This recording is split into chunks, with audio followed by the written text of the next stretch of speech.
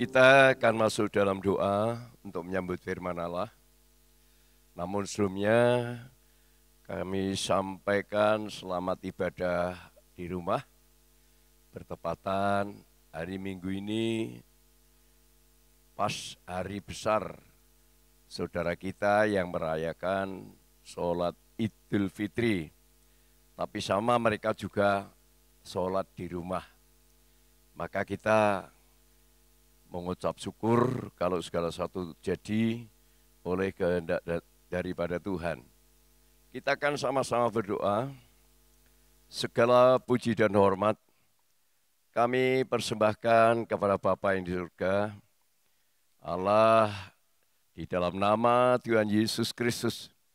Engkau yang sudah mati, Engkau yang sudah bangkit, Engkaulah yang ditugaskan oleh Bapa untuk menghapus segala dosa manusia. Karena manusia kehilangan gambar dan rupa Allah. Tapi mau dikembalikan supaya manusia boleh kembali menyatu dengan Allah di dalam kerajaan surga. Mari Tuhan berfirman-Lah bagi kami semua pada saat ini. Dan kami mengharapkan urapan roh-Mu supaya Tuhan sendiri mengungkap segala rahasia ini. Hingga kami bisa memahami, jangan sampai kami bodoh terhadap firman Tuhan. Terima kasih. Dalam nama Tuhan Yesus Kristus, kami peraskan doa ini. Haleluya. Amin. Puji Tuhan, saudaraku yang dikasihi Tuhan. Kita diberi kesehatan, diberi kekuatan, dan kita akan sama-sama belajar tentang kerajaan surga itu seperti apa. Karena iblis sudah menipu kerajaan surga itu diwujudkan di dunia yang indah ini. Itu untuk membawa kita terjerat kepada maunya iblis. Tapi puji Tuhan kalau kita bisa mengenal kerajaan surga, dan kerajaan surga ternyata untuk mendapatkannya tidak gratis, harus membayar harga. Kita sama-sama membaca dalam Injil Matius pasal 13, kita baca ayat yang ke-44. Hal kerajaan surga itu seumpama harta yang terpendam di ladang, yang ditemukan orang, lalu dipendamkannya lagi. Oleh sebab sukacitanya, pergilah ia menjual seluruh miliknya, lalu membeli ladang itu. Ya, kerajaan surga itu seperti harta yang terpendam di ladang. Harus dicari dan setelah ketemu, yang menemukan itu tidak sayang menjual seluruh hartanya untuk membeli ladang itu demi mendapatkan kerajaan surga. Tadi saya katakan kerajaan surga itu tidak gratis. Sama dengan kita orang berdosa mau dikembalikan menurut maunya Tuhan sesuai dengan gambar dan rupa Allah itu juga tidak gratis. Jadi Allah tidak bisa merebut karena orang berdosa itu sudah dikuasai oleh si iblis. Maka kalau tidak dibayar dengan harga, iblis tidak bisa melepaskan. Jadi orang berdosa itu menjadi miliknya iblis, untuk kembali menjadi miliknya Allah harus dibayar dengan harga. Supaya iblis melepaskan. Jadi kalau saya ini tidak dibayar oleh Tuhan dengan harga yang harus dibayarkannya, saya tetap miliknya isi iblis. Hingga saya diperbudak, diperdaya, dibawa kepada kehendak iblis sesuai dengan maunya yang menguasai keinginan daging. Jadi ciri khas iblis itu berkuasa atas daging. Nah Allah supaya daging kita ini bisa dikuasai oleh Allah, itu harus dibayar dengan harga. Kalau tadi dalam perumpamaan, seumpama harta yang terpendam di ladang, yang ditemukan oleh orang, dipendam kembali, dia pulang menjual segala miliknya, ladang itu dibeli. Orang yang tidak paham kerajaan surga tidak mau membeli. Tapi kalau paham, berani membeli berapapun harganya. Bahkan dikatakan, karena sukacitanya, seluruh miliknya dijual untuk membeli ladang yang berisi harta yang terpendam. Itulah kerajaan surga tidak bisa diketahui oleh setiap orang. Hanya orang tertentu yang mengusahakan dan tidak bisa dimiliki oleh setiap orang, hanya orang yang berani membayar harga. Nah sekarang, saya dan saudara, semua orang berkata mau masuk kerajaan surga. Itu agama apapun, ya. Semua orang mau masuk surga, mau masuk surga, mau masuk surga. Tetapi masuk surga itu tidak gampang. Harus paham bagaimana caranya karena kita ini sudah dikuasai oleh iblis. Hingga tidak mudah kita terus beragama Kristen masuk surga tidak mudah. Harus dimiliki dulu, lewat hidup kita dibayar dengan harga yang mahal. 1 Korintus 6 ayat 19 sampai 20. Atau tidak tahukah kamu bahwa tubuhmu adalah bait Roh Kudus yang diam di dalam kamu, Roh Kudus yang kamu peroleh dari Allah. Roh Kudus yang kamu peroleh dari Allah. Dan bahwa kamu bukan milik kamu sendiri. Milik siapa kita ini?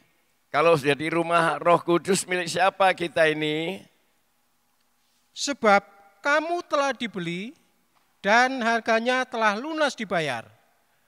Karena itu muliakanlah Allah dengan tubuhmu dan rohmu. Ini yang bisa memuliakan Allah dengan tubuh dan roh hanya orang yang sudah ditebus oleh korban Kristus. Kalau kita membayar dengan harga, surga itu sangat mulia. Ya, dunia tidak tahu. Tetapi Yesus membayar harga, kita orang sangat jahat. Penuh noda, penuh cacat, penuh celah, tapi dibayar. Untuk apa? Untuk bisa menjadi miliknya Tuhan. Tuhan mau mengembalikan gambarnya ketika manusia jatuh dalam dosa, Adam dan Hawa jatuh dalam dosa, gambar rupa Allah rusak. Maka tiap manusia sudah tidak berkarakter lagi Allah, tapi karakter manusia daging yang dikuasai oleh iblis. Maka manusia satu dengan yang lain berbeda karakter. Supaya terjadi perpecahan, supaya terjadi pertentangan, perpecahan antara saudara dan saudara, mungkin hanya masalah waris, perpecahan antara mantu dan mertua, perpecahan antara anak dengan orang tua, dan lain sebagainya, tidak mengerti apa yang harus dilakukan sesuai dengan firman Allah. Karena apa?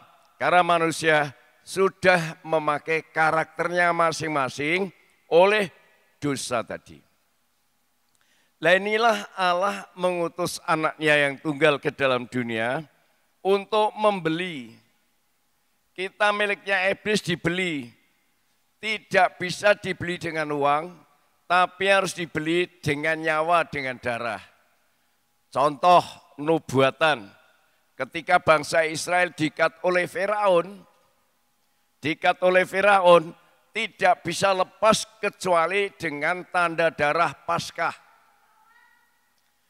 Ketika sudah ada tanda darah Paskah setiap pintu miliknya orang Israel, nah orang Mesir yang tidak ada tanda darah, maka anak sulung semua dibunuh oleh malaikat. Ini baru Firaun melepaskan. Sama, iblis akan melepaskan kita orang berdosa, kita sudah ada bukti bahwa hidup kita ada tanda darah Kristus. Sebelum ada tanda darah itu, belum bisa. Jadi orang Kristen itu harus sangat menghargai korban Kristus. Karena apa? Tujuan Tuhan setelah kita menjadi miliknya, itu akan dikembalikan, dipulihkan, supaya kita menjadi sama dengan Allah, sesuai dan gambar dan rupa Allah. Tetapi materinya nanti beda. Kalau dulu gambar rupa Allah materinya dari debu tanah, tetapi nanti gambar dan wujud rupa Allah materinya dari roh dan firman Allah. Kita baca sejarah dalam Kejadian 1 ayat 26. Kejadian yang pertama, ayat yang ke-26. Berfirmanlah Allah, baiklah kita menjadikan manusia menurut gambar dan rupa kita, supaya mereka berkuasa atas ikan-ikan di laut, dan burung-burung di udara, dan atas ternak, dan atas seluruh bumi, dan atas segala binatang melata yang merayap di bumi. Ya. Berfirmanlah Allah, baiklah kita menjadikan manusia menurut gambar dan rupa kita, rupa Allah, supaya berkuasa untuk burung di udara, ternak, dan lain sebagainya. Tetapi manusia tergoda. Ketika manusia sudah dibentuk oleh Allah, menurut gambar dan rupa Allah, tergoda oleh iblis ketika di Taman Eden, hidup dalam suasana surga, suasana makmur, suasana cukup. Semua buah pohon dalam taman ini boleh kau makan, tetapi buah pengetahuan baik dan jahat jangan kau makan, sebab ketika kau makan pasti mati. Ternyata Adam dan Hawa tidak kuat atas godaan. Dia singkat cerita mengambil buah yang dilarang dimakan. Akhirnya mata Adam dan Hawa tidak bisa melihat Allah. Hanya diizinkan mendengar suara Allah berjalan di tengah taman, dan Adam Hawa bersembunyi karena dia merasa malu sebab dia telanjang. Inilah sejarah. Oleh sebab itu Tuhan mengutus putranya yang tunggal, pribadi firman, pribadi roh yang dikandung. Ini menjadi manusia untuk menolong manusia. Jadi gambar dan rupa Allah sudah rusak, tapi Allah mengembalikan gambar dan rupa Allah di dalam Yesus Kristus. Kita baca Ibrani 1 ayat yang ketiga. Ia adalah cahaya kemuliaan Allah dan gambar wujud Allah, dan menopang segala yang ada dengan firman-Nya yang penuh kekuasaan. Dan setelah ia selesai mengadakan penyucian dosa, ia duduk di sebelah kanan yang Maha Besar di tempat yang tinggi. Ini Yesus Kristus, roh yang dikandung itu sejarah, firman yang menjadi manusia itu sejarah, wujudnya adalah Yesus Kristus. Tujuan datang ke dalam dunia untuk apa? Untuk merebut manusia yang dikuasai oleh iblis. Manusia daging yang dikuasai oleh iblis itu mau dikembalikan menurut gambar dan rupa Allah, tapi materinya bukan dari debu tanah lagi. Kalau dari debu tanah pasti tergoda, karena seluruh dunia sudah dikuasai oleh si jahat.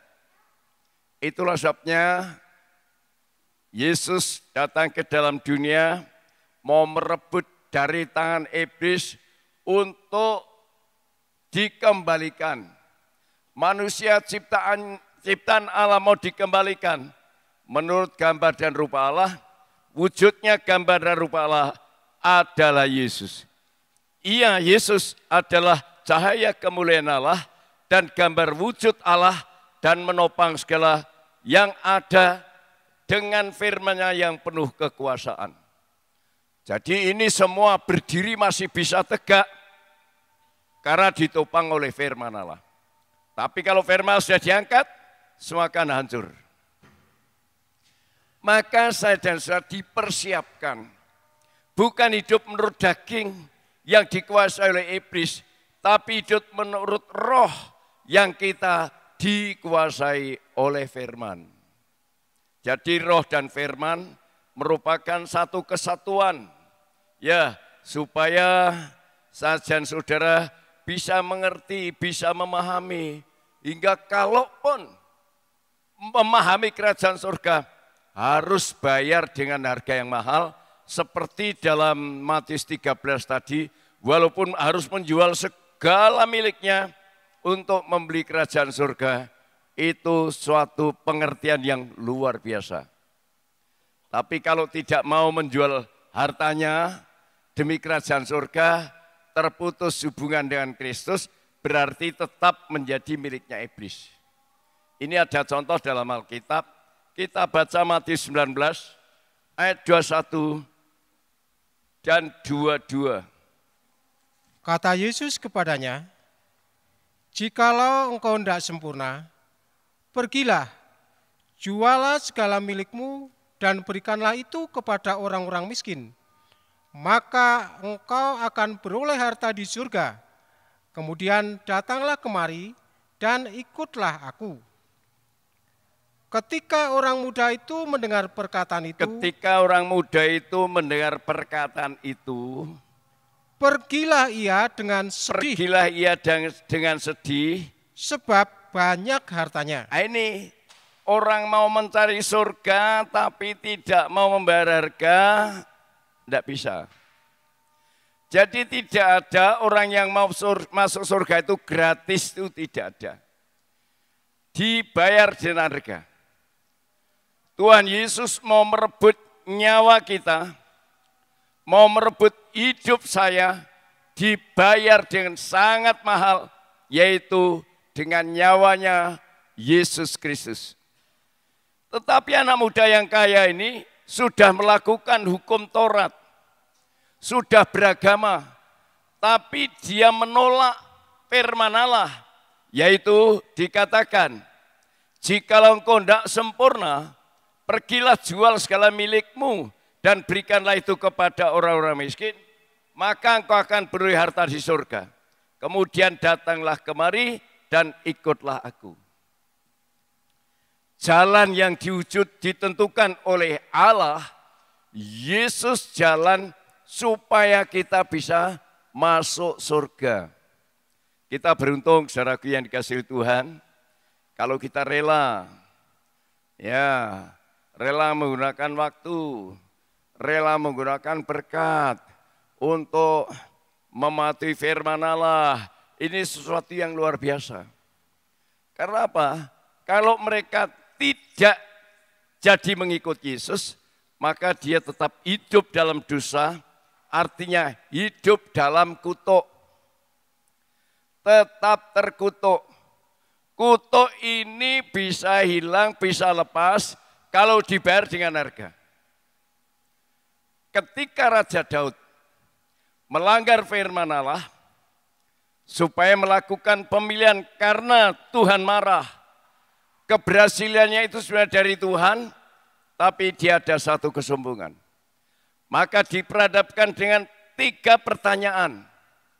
Memilih dikuasai oleh musuh, memilih kelaparan, atau memilih kena bala sampar. Daud menyerahkan semua kepada Tuhan. Jadilah kehendak Tuhan. Bala sampar yang menimpa bangsa Israel. Mereka yang mati karena bala sampar beribu-ribu. Seperti virus corona ini yang mati beribu-ribu. Indonesia ya sudah berapa ribu yang mati, 1000 lebih. Tapi kalau dunia belum berjuta-juta. Zaman Daud pun terjadi bala sampar yang membunuh beribu-ribu orang. Maka Daud lihat, tahu untuk menaklukkan hati Tuhan hanya dengan korban persembahan. Supaya hati Tuhan takluk atas permohonan Daud, yaitu Daud harus berkorban, dan korban itu bukan gratis, bukan dari orang lain, korban itu dari harga yang dibeli. Kita baca 2 Samuel 24, ya mari baca Pak Sarijo. Ayat 2. Ayat 21-22. Bertanyalah Arauna, mengapa Tuanku Raja datang kepada hambanya ini?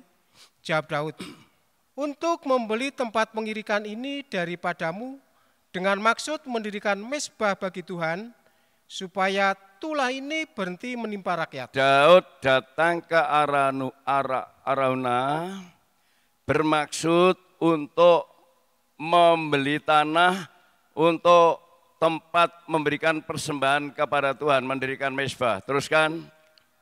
Lalu berkatalah Arauna kepada Daud, baiklah Tuanku Raja mengambilnya dan mempersembahkan apa yang dipandangnya baik.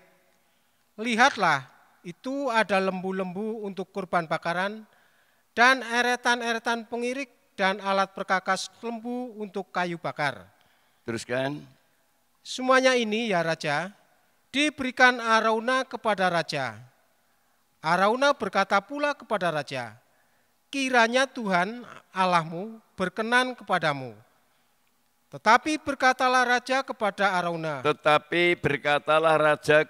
Arauna, bukan begitu, melainkan aku mau membelinya daripadamu dengan membayar harganya. Aku mau membelinya daripadamu dengan membayar harganya. Sebab aku tidak mau mempersembahkan kepada Tuhan Allahku korban bakaran dengan tidak membayar apa-apa. Terus. Sesudah itu Daud membeli tempat pengirikan dan lembu-lembu itu dengan harga 50 sikal perak. 25. Lalu Daud mendirikan di sana mezbah bagi Tuhan dan mempersembahkan korban bakaran dan korban keselamatan. Maka Tuhan mengabulkan doa untuk negeri itu, dan tulah itu berhenti menimpa orang Israel. Dan tulah itu berhenti menimpa orang Israel. Tulah itu dari akibat dosa. Kenapa manusia tidak bisa lepas dari dosa? Kenapa? Kalau kita bertanya, dijawab di sini. Ketika Daud berdosa, tulah menimpa bangsa Israel.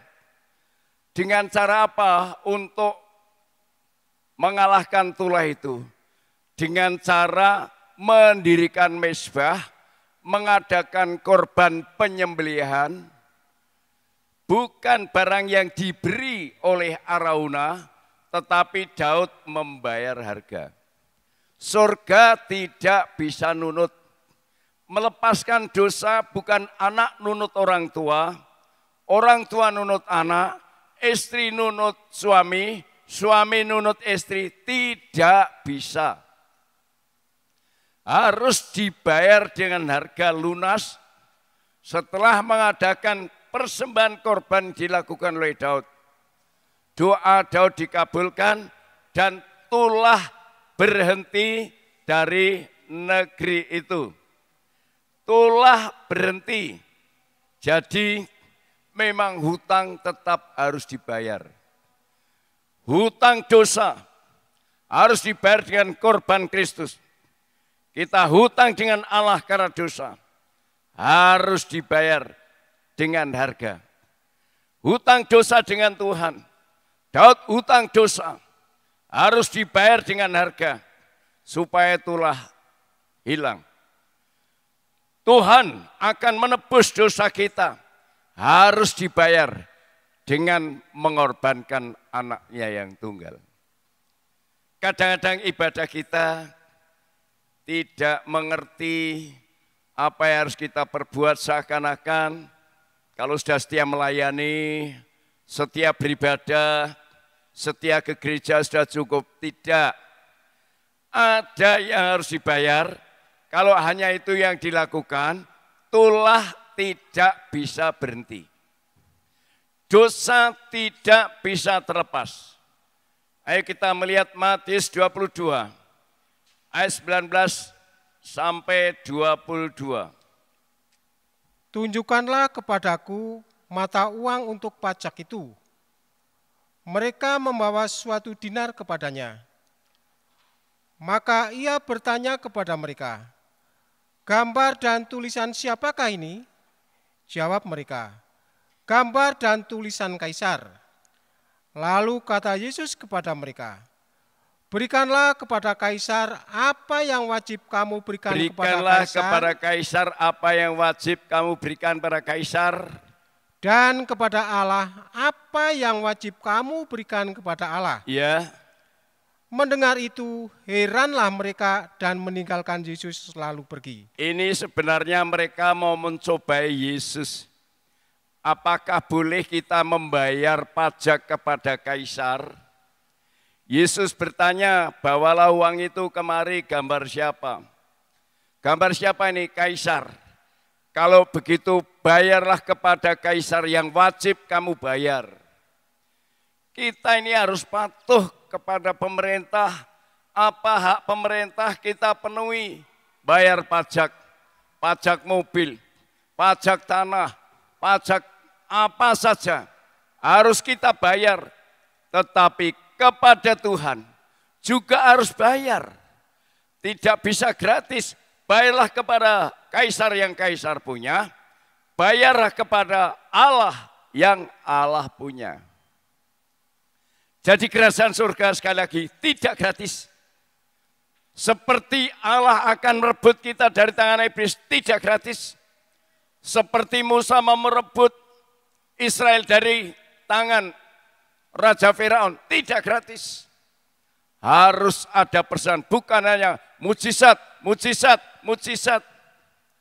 Harus dibayar, menyembelih domba.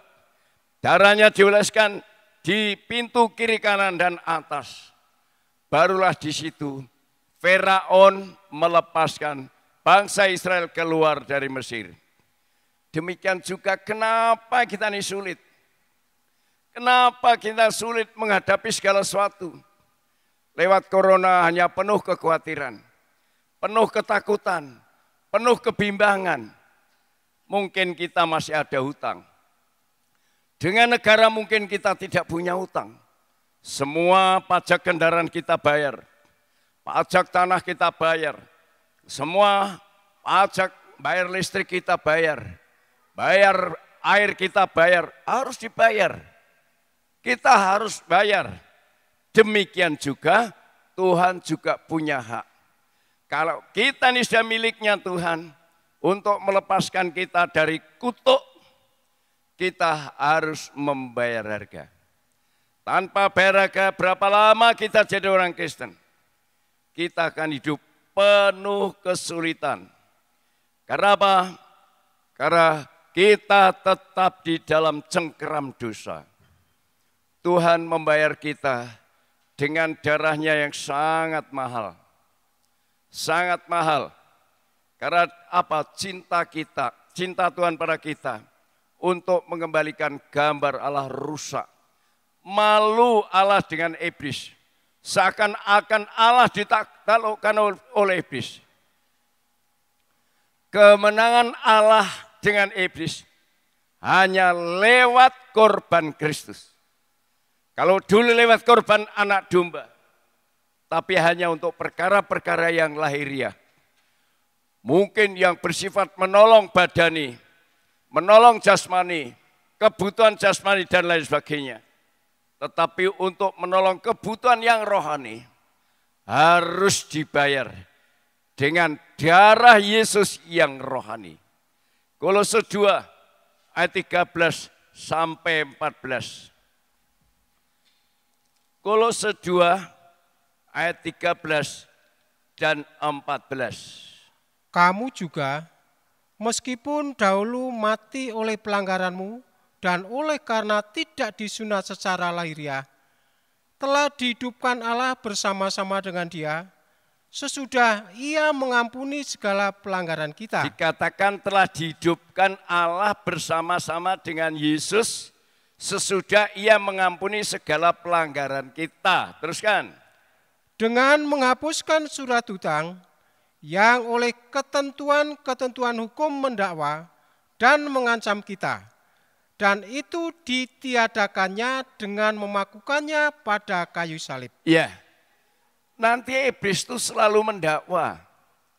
Kita ini miliknya iblis, daging, semua hawa nafsu miliknya iblis. Kalau kita sudah dibeli oleh Yesus, itu harus terlepas. Hawa angkara murka, karakter dunia dan lain sebagainya. Itu harus dilepaskan oleh korban Kristus. Kalau masih ada, selalu didakwa. Kita dituduh, masih suka tidak jujur. Iblis tahu, Tuhan juga tahu. Kalau kita tetap sudah menjadi miliknya Allah, tidak jujur, tidak sungguh-sungguh, tidak hidup dalam kebenaran, Allah malu, saudara. Tapi kalau sudah kita beralih dari dosa, berpindah kepada kebenaran kesucian Allah, iblis menuduh tidak ada fakta. Tapi kalau saya dan saudara sebagai orang Kristen, sebagai pemimpin gereja seperti saya ini, masih membiarkan hidup mengikuti kemauan iblis. Iblis menuduh, itu loh Tuhan. Masih melakukan ini, itu. Dan ternyata benar. Apa tujuan iblis itu? Tuhan dipermalukan. Tapi kalau semua kita sudah bersih dengan menghapus surat hutang yang oleh ketentuan-ketentuan hukum mendakwa dan mengancam kita, dan itu dia ditiadakannya dengan memakukannya pada kayu salib. Jadi manusia ini bisa bersih dari dosa, bisa hilang dari dosa. Manusia, tapi kalau manusia selalu berkata, oh tidak bisa, saudara tertipu oleh iblis. Tapi kalau kita berkata dalam nama Yesus, dosa semua hilang, akan hilang.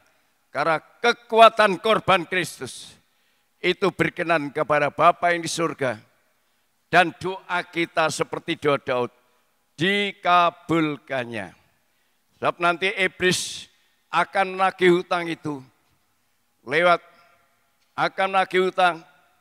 tuduhan-tuduhan. Kalau kita masih punya hutang kita adalah berbuat dosa, berarti kita belum menjadi miliknya Tuhan. Masih Tuhan berhutang kepada iblis. Kalau itu tidak selesai, nanti kita tidak bisa masuk surga. Tapi kalau selesai, apapun yang terjadi di dunia ini, kita nurut aja. Ibadah di rumah, oke. Tidak boleh keluar rumah, oke. Ya memang sesuatu yang kalau saya bisa berkata oke. Karena saya bukan pekerja, bukan pengusaha, bukan apa. Saya adalah hamba Tuhan. Tapi yang bekerja, yang punya toko dan lain sebagainya, memang luar biasa pergumulan. Pergumulan kita adalah patuh dengan pemerintah, jaga jarak, bersih tangan, pakai masker. Kita perlu patuh untuk apa? Kalau sudah patuh dengan peraturan negara, Tuhan pasti bela kita. Saya kalau berdoa, pagarilah ya Tuhan, jemaatmu dari virus corona. Kalau virus corona akan mendekat, kita hantam dalam nama Yesus. Kalau saya dan saudara sudah bersih dari dosa, doa kita dikabulkan. Tapi kalau kita main-main, saudara, seakan-akan berbuat dosa tidak apa-apa, jangan harap doa didengar. Itulah penting kita memahami, karena akhir nanti iblis adalah penuduh supaya kita tidak bisa masuk surga. Kita baca Wahyu 12 ayat 10 sampai 12. Dan aku mendengar suara yang nyaring di surga berkata, sekarang telah tiba keselamatan dan kuasa dan pemerintahan Allah kita dan kekuasaan Dia yang diurapinya, karena telah dilemparkan ke bawah pendakwa saudara-saudara kita yang mendakwa mereka siang dan malam di hadapan Allah kita. Yang mendakwa mereka. Kalau saya didakwa masih curang, itu kita terseret oleh iblis. Tapi kalau tidak ada kecurangan, ada dalam kebenaran, ada dalam kekudusan, dakwaan iblis tidak mempan. Itulah sebabnya kita harus sungguh-sungguh, saudara, tidak boleh main-main. Terus ayat 11. Dan mereka mengalahkan dia oleh darah anak domba dan oleh perkataan kesaksian mereka. Karena mereka tidak mengasihi nyawa mereka sampai ke dalam maut. Karena itu bersukacitalah. Bersukacitalah. Hai surga dan hai kamu sekalian yang diam di dalamnya. Ya. Celakalah kamu, hai bumi dan laut. Celakalah kamu, hai bumi dan laut. Karena iblis telah turun kepadamu dalam geramnya yang dahsyat, karena ia tahu bahwa waktunya sudah singkat. Ini bagaimanapun juga jika kita ingin memiliki kerajaan surga, terikat dengan dunia yang akan dihancurkan bersama dengan iblis, inilah kekeliruan. Kita boleh mengejar segala sesuatu yang ada dalam dunia, tapi jangan lupa membayar harga. Itu tujuannya apa? Untuk kita menjadi orang yang benar, untuk menjadi orang yang kudus, hingga kita tidak terikat dengan suatu kehebatan yang ada dalam dunia ini. Entah kekayaan, entah kedudukan kerajaan dan lain sebagainya. Kita akan bisa melepaskannya. Oleh sebab itu saudaraku yang dikasihi oleh Tuhan, lewat ibadah hari Minggu, ya sebelum minggu terakhir, dan nanti di Wonosobo diadakan mungkin PSBB selama 9 hari atau bagaimana, kita tidak bisa keluar dan lain sebagainya. Masih ada kesempatan, berilah beras, berilah kebutuhan-kebutuhan untuk kita makan selama 9 hari yang akan diadakan PSBB. Jadi di sini saya dan saudara tidak usah takut dengan apapun. Tuhan kita lah yang sudah rela mati untuk menebus dosa saya dan saudara. Saya dan saudara dipersiapkan untuk mencapai hidup yang kekal. Mari kita sama-sama berdoa. Segala puji dan hormat kami haturkan kepada Bapa yang surga, Allah yang begitu murah hati, mengorbankan anaknya yang tunggal, mati di atas kayu salib. Tanda darah itu ada dalam pintu hati kami. Hingga bukti ada tanda darah, hati kami mengalami penyucian. Hati kami rela membayar harga. Membayar harga kepada kaisar pemerintah, yang haknya pemerintah. Membayar kepada Allah yang haknya Allah. Semua punya hak. Untuk jasmani haknya kaisar, tapi untuk rohani haknya Tuhan. Oleh sebab itu kalau kami memahami firman Allah ini Tuhan, kami hidup di dalam dunia tidak akan main-main, tapi memanfaatkan waktu, kesempatan yang ada ini, untuk kami sungguh-sungguh kepada Tuhan.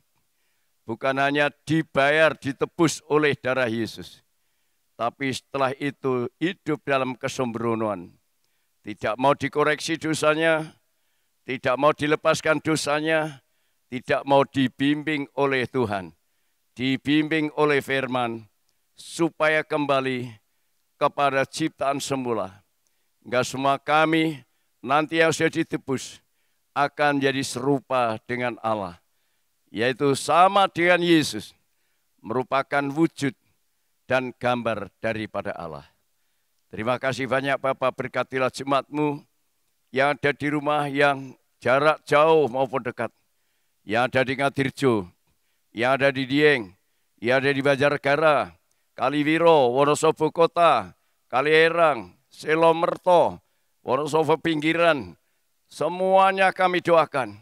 Yang ada di Kaliwiro, Winongsari, bahkan yang ada di Kelurahan Kaliputih, yang ada di Tuhan Kuwuan, maupun yang ada di Balai Kambang.